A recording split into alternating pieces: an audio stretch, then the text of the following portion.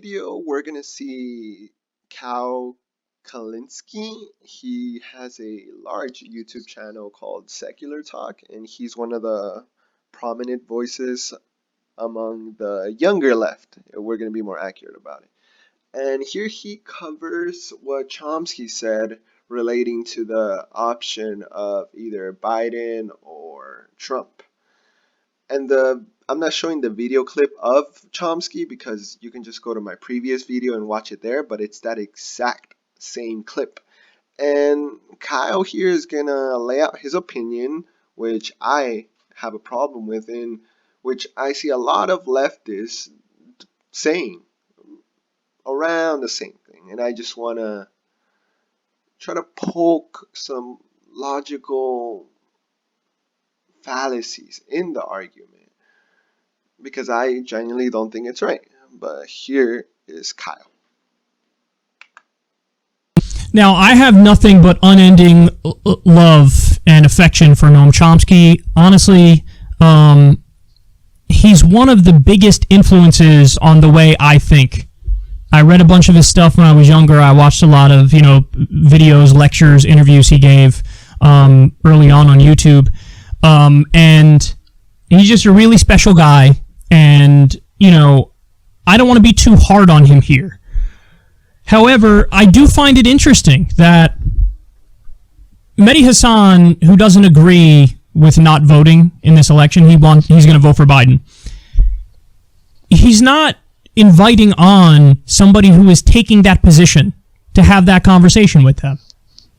He's inviting on somebody who vehemently disagrees with that position, Noam Chomsky, and then Noam Chomsky goes out there and tells people who aren't going to vote for Biden why they're doing it and what they believe.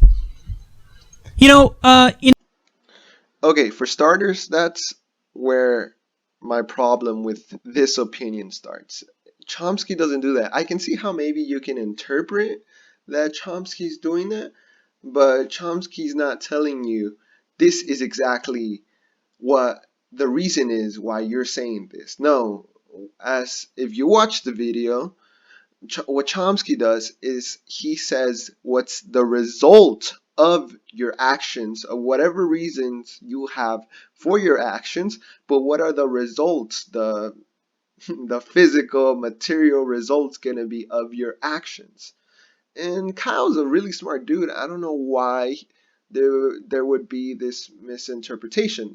There is the possibility that he's just interpreting it this way because he just wants to make a point and he knows he's conscious about what he's doing, but it just doesn't make much sense.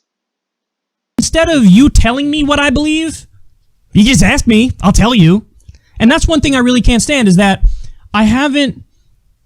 there's a lot of talk about, the position I'm taking in this election. There's a lot of talk about it going around, and pretty much none of it has accurately characterized my beliefs. None of it. Even people who are somewhat sympathetic have tried to describe my position, and they're not doing it effectively. They always end up telling me I believe something that I don't believe. Okay, so let's break down some of what he says here. He says, a failure to vote for Biden amounts to voting for Trump. Now, you could assert that, but it's not true.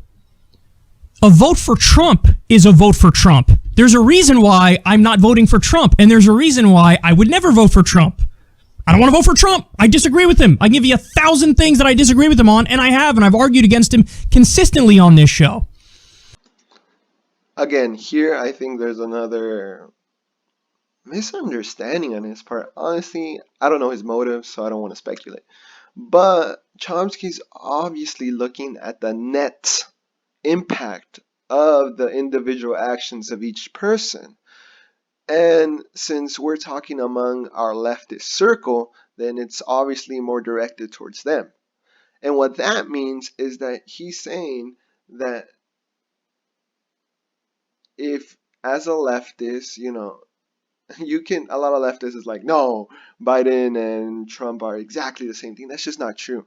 That's not true. Even someone that's pretty far on the left, like Kyle, will say is not true.